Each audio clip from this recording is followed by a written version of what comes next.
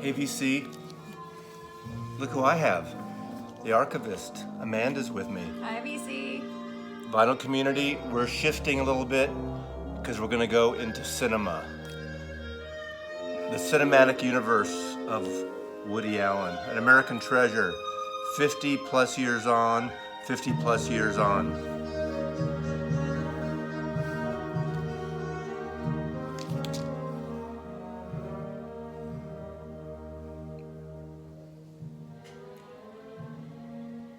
Good. Anyway, what we're going to do, Amanda and I are going to go through, we're big Woody Allen fans, and we're going to go through virtually all his movies. We're going to go pretty quickly on some of them. We might stay a little longer on other movies of his. We're going to see how it fuses with Gershwin. Might as well start with that, man. But Manhattan, Gershwin. We're going to come back to this movie later on, but this is what we're playing throughout. So we'll get back to that. But we just thought we'd showcase his films, talk about his films, talk about the music he uses in his movies. A little background, to show a few books. Most of you know Woody Allen started as a comic writer worked with Mel Brooks and Your Show of Shows and early things in the early 60s. And he literally started very early writing and he went like gangbusters. So, how should we begin? He, well, Jumping right in. there we go. What's New Pussycat? This is the first time he was asked to write a screenplay, and he was pulled in by the producer of this movie with Charles Feldman, with Warren Beatty, who was set to star in this movie. And it didn't go exactly as planned, and it was switched up, and Peter O'Toole, who had been in Lawrence of Arabia several years earlier, and what's his name? Peter Sellers. I forgot for a moment. Anyway, Peter Sellers got it. Woody Allen's not a big fan of this movie, but he didn't direct it. He wrote it. He's in it, and it's a chance to go to England, be in a movie with a lot of sexy, pretty women and great movie stars. How can you turn that down, right? He didn't. No, he didn't. He didn't. But let me go back a little bit. Remember, we said we started a stand-up comic, started writing, then did his own stand-up. Wasn't totally successful, but he was a fan. That's his first album here. Didn't sell very well. These are two reissues of the same album of his club years. Once his movie started catching on, this collection came out, the Woody Allen The Club Years. And if you haven't ever heard it, you need to hear the Moose sketch. It's probably his best sketch ever. It's on this collection. And this is, again, a later issue that came out probably, this is 1978, so this probably came out just soon after Annie Hall came out and won 4 Oscars. So, of course, they cash in on it, change the cover, repackage. Okay, his first movie that he semi-directed, at least put together, is What's Up, Tiger Lily? And what this is he wrote screenplay and basically dubbed in dialogue over a Japanese exploitation film. And it's hilarious. I used to see this movie in San Francisco in movie theaters where they would just show it in the retro houses or where they old movie houses before VHS and before home video. What's cool about this, there's a couple clips. Woody does an intro, and in the middle of it, he's cut in also, and the Love and Spoonful do a couple songs. I think they released an album, actually, associated with it. And of course, I didn't pull that. I have that record. There's a soundtrack with the Love and Spoonful, have nothing to do with the movie, but this is like mid-60s, 66. Let's put a friggin' rock and roll band in a movie, because that's what you needed to do. Yeah, but it's hysterical. All right. Keep going. Casino Royale. Not a great movie, but fun. Everybody's James Bond in this movie. Sir James Bond is David Niven. Woody Allen shows up as Bobby Bond, who wants to destroy the world. But there's something like 7 James Bonds, Yeah, including Peter Sellers. Including Peter Sellers again. And this was directed by several directors. It's not just one director, that's why it's pretty much of a mess. But it's really interesting because of the time. But the directors are, you can't even read these friggin' things because it's so small. Yeah. John Huston, John Belmonto, John Pierre Belmonto, George Raff's in it. Anyway, it's a bunch of different. Oh, Orson Welles is in it. David Niven's in it. Ursula Andress. God, everyone's in it. Burt Bacharach did the soundtrack, which is great. But there you go. There you go. So, Take the Money and Run. One of his early funnier ones. 50 years ago. So this, to me, the way I think of this video is we're celebrating 50 years of Woody Allen and 50 plus years. It's 1969, this was filmed. And this is the first of 3 or 4 movies he actually shot in San Francisco. Great movie. I mean, right? It's pretty great. It's not one of my favorites, but it's really great. When this came out, I just cracked up as a kid because 1969, 15 years old, Take the Money and Run, shot in San Francisco, hysterical. Indeed. Now this is The Front. This is a movie that Martin Ritt directed that Woody Allen did not direct, and he plays the lead in it. And the premise is great with Zero Mostel's in it, and it's about the 50s Red Scare, the communist scare, when Hollywood, a lot of Hollywood writers, actors, directors were blacklisted for being commies because they were sympathetic to peace and freedom. And anyway, but this is about a writer who, well, actually not a writer, a guy played by Woody Allen who pretends he writes all these scripts that blacklisted writers couldn't submit to Hollywood, and they'd use him. But great movie. On the serious side a little bit, with a lot of humor, but it's worth seeing. The Front. Yeah. So he's a beard for writers during the strike. Yes. Yeah. Which is great. And now Bananas, a classic, amazing, wonderful comedy. If you haven't seen it, you must. Classic viewing. Also, you get to see him wearing that hilarious beard. Yeah, it's only one of 2 movies he wore a hilarious beard in. This and Annie Hall when he's a Hasidic rabbi at the dinner table, at least that I recall. Music by Marvin Hamlisch. Marvin Hamlisch did the music of, well, didn't write, but played the music for The Sting later on, and won a lot of Oscars in those days. What can I say? Hilarious movie. Hilarious. Again, San Francisco and then Puerto Rico. They filmed the sort of the Cuban revolutionary scenes. Back to San Francisco.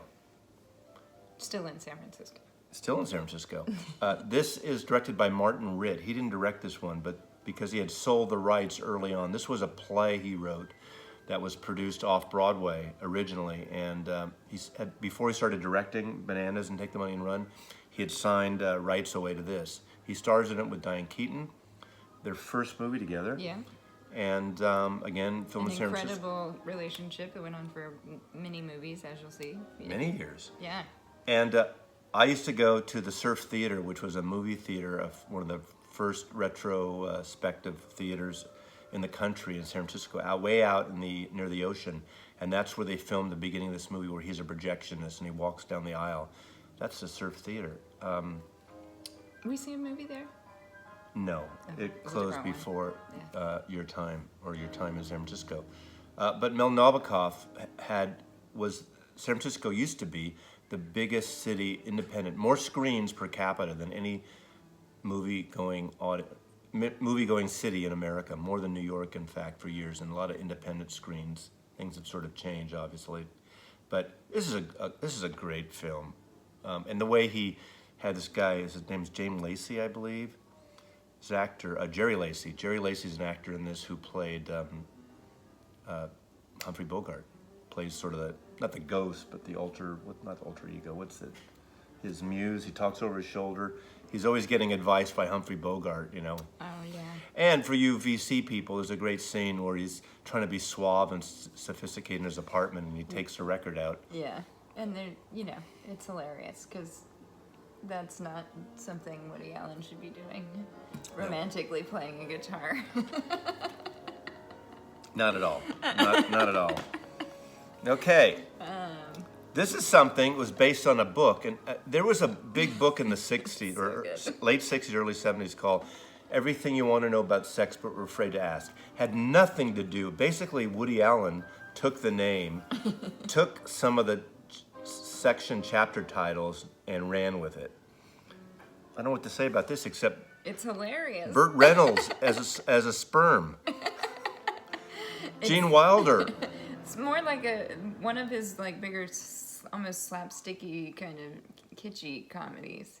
I feel like the biggest one. Totally. Well, one of two. Totally. And this Yeah, actually, this one and the next one. while we're here, this brings us, and I think we want to show this as we go along. Yeah. There's a lot of influences.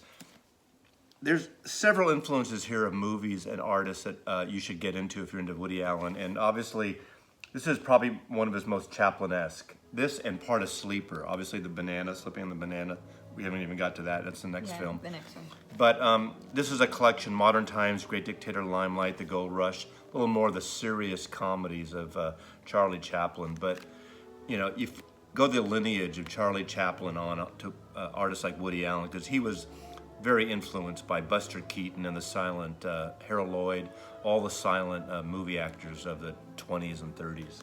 So I'm showing that. And I'm Yes. sticking to my guns there.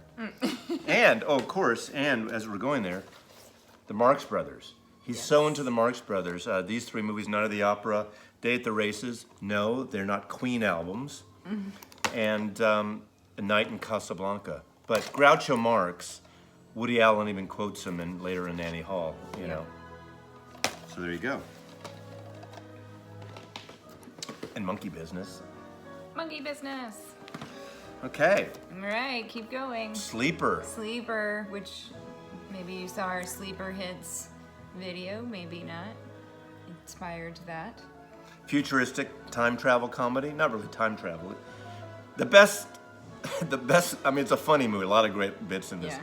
My favorite bit, and maybe it's a generational thing, but he goes into this cave and there's a Volkswagen Beetle car in there, and he turns it on and it starts right up after like 1,000 years or hundreds of years, whatever it is.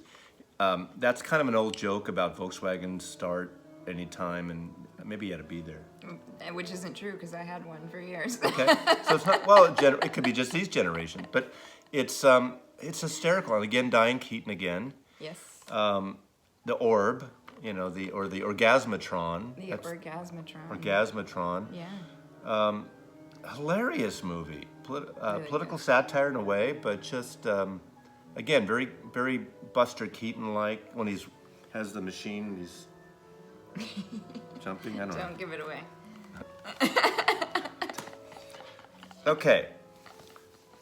Woody Allen gets serious, and as I said, Woody Allen is influenced by so many people, so.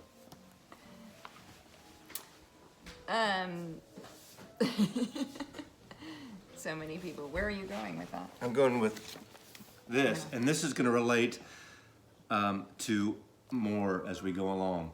Woody Allen's probably biggest influence in terms of cinema is Ingmar Bergman.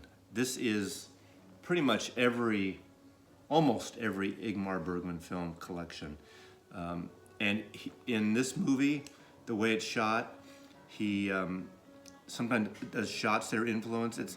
He would say it's not a homage. He doesn't do homage to directors, but subliminally or not, otherwise, excuse me, he writes these movies and does visual things like these movies. If you know Ingmar Bergman, Seven Seals, a classic movie that's been parodied. In fact, the second Bill and Ted record with Death, Playing Chess with Death, is the infamous thing of that. Wild Strawberries, Fanny Alexander. I mean, for cinema's sake, Ingmar Bergman. And again, you know, Woody Allen would be the last to want to be called an intellectual neurotic, and he says he's not, just because he wears glasses and writes a lot. But he loves sports and Complaining.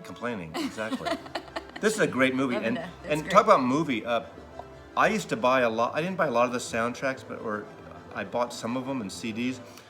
But I bought a classical piece because of this, Prokofiev, is used in this, and it's Lieutenant Kiev by Prokofiev. I can't even pronounce it right now.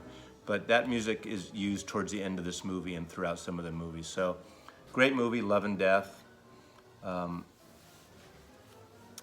Napoleon is in it too. Okay. All right.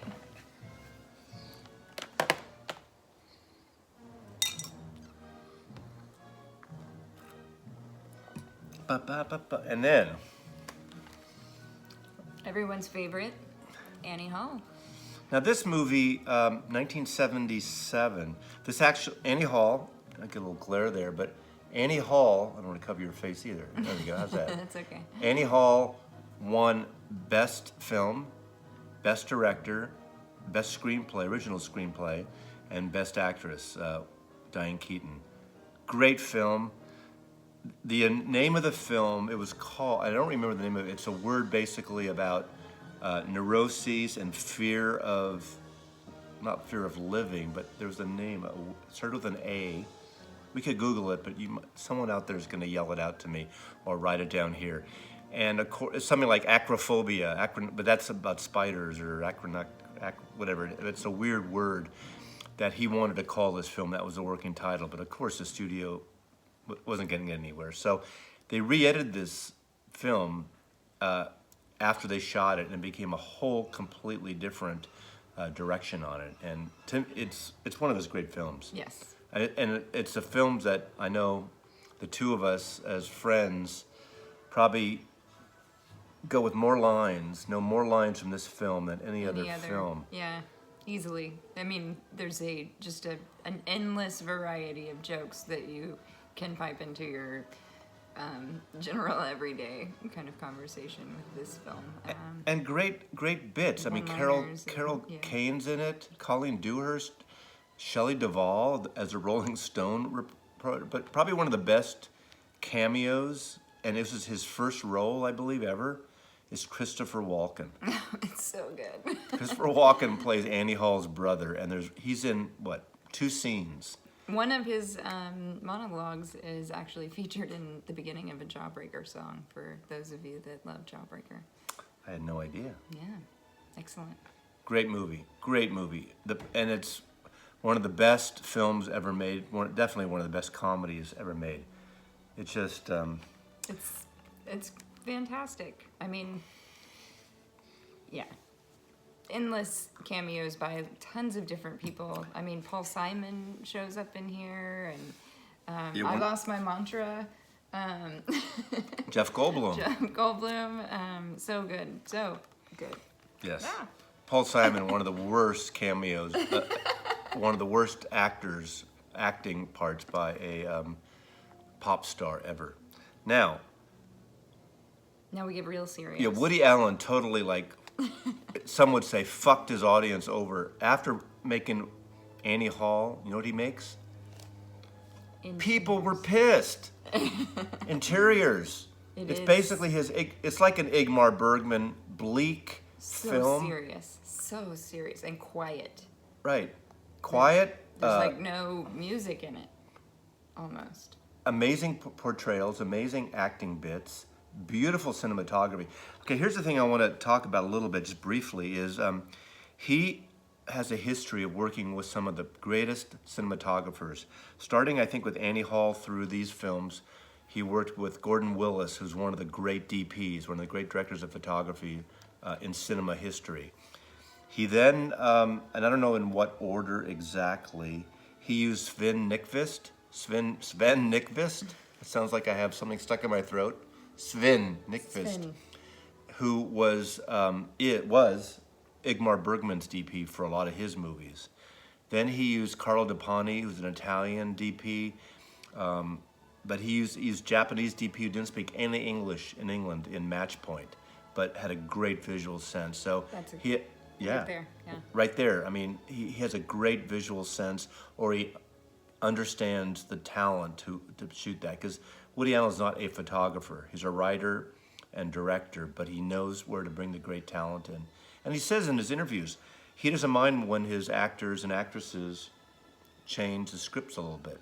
He's not one of those people that... Micromanaging kind of individual, yeah. But he does that apparently with everyone that he works with. Like, he hires people to do a job because they're good at what they do, and then he just lets them do it, and it shows up most of the time, I would say. Absolutely. Yeah.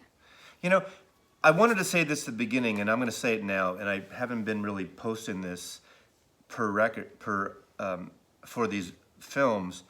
Woody Allen's made about 50 plus films. I think it's 55 now, give or take, aside from a couple of TV things he's acted in. And whenever I have heated discussions of Woody Allen with a lot of people who aren't Woody Allen fanatics or like to, there's a jump on Woody Allen thing going for the last few years because of the personal things and he went through, and we're not getting into that here. But to me, he's one of America's treasure and one of America's great writers and great filmmakers. You could take Coppola and Scorsese and Paul Thomas Anderson, all these great filmmakers. He's made 55 films or so. And I always tell people, okay, even if you don't like, most of these films that we're going to show you, we're not even halfway there, so this is going to be 6 hours. You're gonna wake up in the morning and this is going to be going on your iPad while you're fucking sleeping or your computer. Yeah. You're welcome. Hey, we're here. We're here all night, babe. But Woody Allen has made about 50 plus films, right? In my opinion, maybe Amanda's, she'll chime in here. He's made 10, at least 10, and this is an average, perfect, amazing films. Absolutely. He's made 10 really good films. He's made 10 more good films, nice films. He's made 10 kind of mediocre films and maybe 10 terrible films. Which is pretty good ratio. 50 films. Good odds, right? He makes a film every year. He writes. He keeps a drawer of, not scripts, but ideas on napkins and pieces of paper, of jokes, of bits, and he kind of pulls them out when he has ideas. And he types on a typewriter, doesn't use a computer. Yeah, keeps it old school. Good for him. Now, yeah. One of the best films also ever made. Yep. This is what the Gershwin music you're hearing in the background, Manhattan. Filmed in black and white. It's amazing.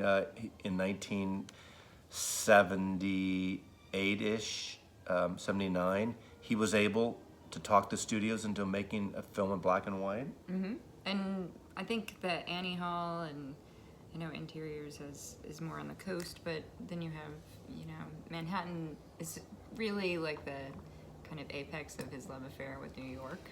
Really shows through these films, I think, and particularly the cinematography, I would say.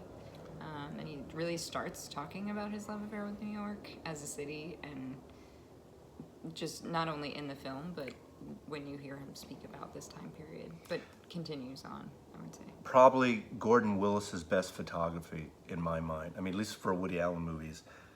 Gorgeous film. Yeah, as Amanda said, it's a love letter to New York. It's complicated to sometimes love Manhattan because they're, Mariel Hemingway is really young. But the story itself is so good that you can still love this film and not feel weird about it. I don't feel, I mean, she's really young. Let's just call a spade a spade. I mean, this is the thing we weren't going to step on, but everything, and you look at it in today's eyes and yesterday's eyes, art, music, personal lives of people. I mean, to me, this is a perfect film. It's touching. Their romance is so sweet. It's beautiful. Good. Yeah, it's wonderful. The music's great. I love the different take after Annie Hall and Interiors of Diane Keaton in this. Yeah. Just walking down the street and they're all walking after dinner or something, and she says, "So what do you do?" And she goes, "I go to high school." I mean, maybe in today's standards you're not going to like that, but Manhattan to me is a perfect film.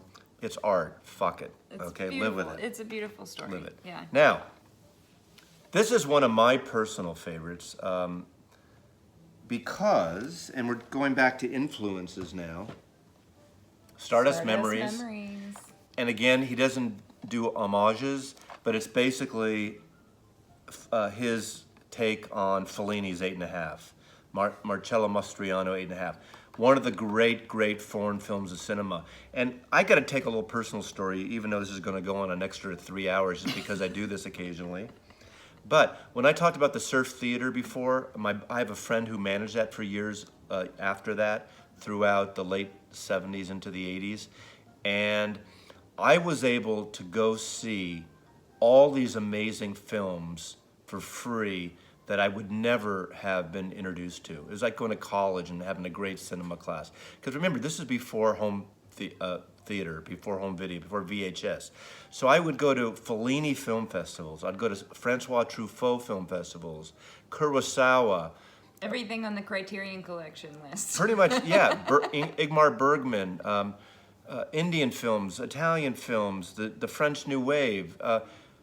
I got such an education. I didn't love everything, but it was really I learned more there than I learned in college. And this movie, he's kind of joking about himself, right? Yeah, I think so. Because if you've seen this film, there's a few bits from 8½, a few little flashback scenes, but it sort of takes place, or a part of the film, he's at a film festival or a retrospect of people looking at his movies, and the audience wants to know, how come you don't make your earlier, funnier movies? That's where that line and that theme that has followed Woody for a long time after that. You don't make we want your earlier funnier. We want Annie Hall. We want Bananas. We don't want Interiors and that Ingmar Bergman foreign film, moody crap. You know, the whole thing about Bergman films, they're about the world. There is a line in Annie Hall, going back to Annie Hall, that in a way is the perfect, I don't want to say antidote, the perfect description of Bergman when he, as a young boy, is in therapy. And his mother is there, and you know, he says, "The universe is expanding." And the mother's saying, "The universe is expanding. What business is it of yours?" You know? He's like, if the universe is expanding, one day it will break apart, and then everything will stop. And we're dead. So. Exactly. The universe is expanding. What business is it of yours? And that, in a way, is what every friggin' Bergman film is about. The universe, our personal universe. Oh, we're gonna get all kind of kumbaya here. Charlotte Rampling is great in this, and there's a scene where he photographs Charlotte Rampling, just where she's doing all to the camera, all these like weird faces. Do you know what I'm talking about? I don't know if I remember that, but it's funny. It's great. And everybody wants him to be a celebrity. They want his autograph, and anyway. Yeah. Anyway, keep it moving. Okay, another great movie because of the soundtrack, and I do have this soundtrack on vinyl. A Midsummer Night's sex comedy. Gordon Willis again, great, beautiful. Now this is a gorgeous lit film and a gorgeously photographed film, and he finally gets out of New York City. Yeah, and it's a comedy in the traditional sense, so it is more funny, and it responds, I think, probably to everyone asking him what happened to his earlier funnier ones, although not quite as silly, although somewhat. Yeah. It's got a sparkle to it, a magic. It's not a hit over your head comedy. It's a little enlightening. It takes place at the turn of the century, so it's a period piece. And this is where he first brings on Mia Farrow. Mia Farrow is in this film. Jose Ferrer. Julie Haggerty, if you don't know her name, if you've seen the Airplane movies, she's the high-voiced little great woman with that great comic timing. And she's in this too. And Mary Steenburgen, Spurgeon. And of course, Tony Roberts, who's in a lot of these. But this is one that wasn't an outright hit. I mean, he hasn't had a lot of hits, really. He makes his movies so cheap, and all his actors work for scale. So that's what's kind of great. But then he had a kind of a comeback that was a big cult film, Zelig. And this is one that he really likes, and he thinks is very successful for him. He's not a big fan of his own movies. It's so good, so good. Explain Zelig. I mean, I don't know that I can. It's a documentary about a guy who has essentially chameleon syndrome of sorts, where he automatically just blends in and becomes like everyone who's around him. And Mia Farrow is in it, and she's his kind of like, his therapist and Doctor, scientist studying his condition, and it's a faux documentary of sorts, and it's just really endlessly funny. What's amazing about this movie too, this was before all digital effects were happening. And they did these effects where he's inserted in vintage photographs Yeah. and vintage cinema or a motion picture, and it's hysterical. It really is funny. This is like, okay, this is one of the top 10 of the great ones, right? Yeah, absolutely. Oh, we Yeah, agree. God, yeah. we agree on this. Yeah. We should. I'm not going to go back. We're going to start over right now. Rewind your cameras.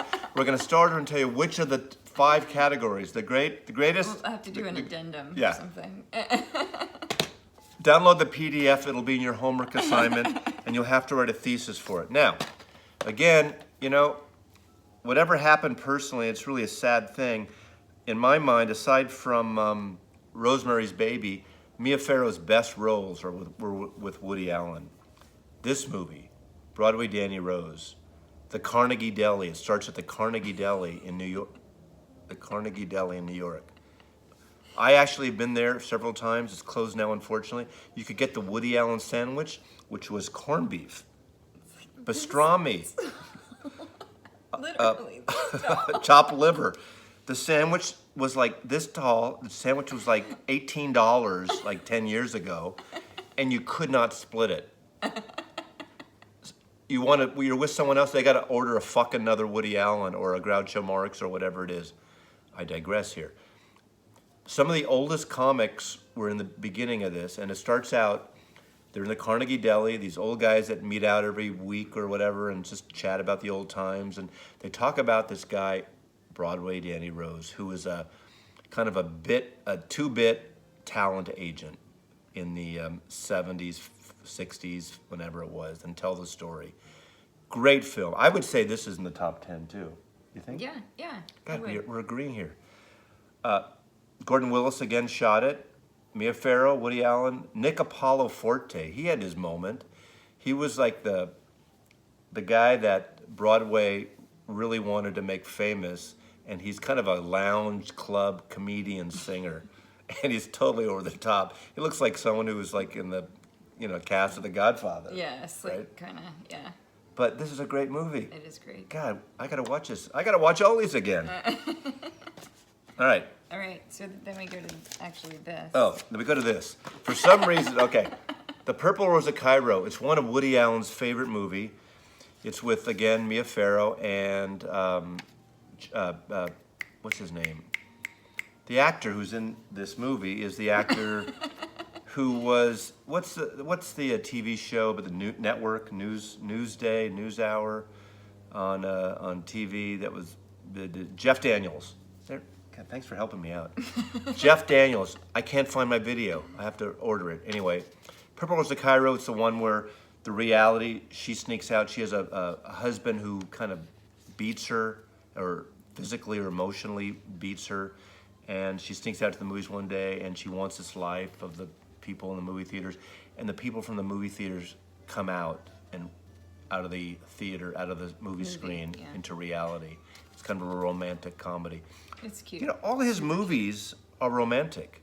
Absolutely, One where, yeah. whether they're romantic about the people, the city, the 3 people, the 4 people, murder, mayhem. Anyway, you need to watch this movie. 1985. Jesus Christ. I didn't think it was that we're old. only to 1985, guys. Back in 1985. Okay, another top 10 movie, right? Maybe. Maybe he has 15 great movies. I think this is a perfect movie. I might have to switch it out because there have been several. Again, now, something I didn't say before, Woody Allen writes wonderfully for women, right? Yeah, absolutely. They're complex, they're complicated, they're 3-dimensional, like real people, which sadly doesn't happen nearly enough. They're messy and real. which is nice. Great roles for women. And think about great roles for women. Not messy in a bad way. I mean messy in a real No, way. Diane Keaton won an Oscar for Annie Hall.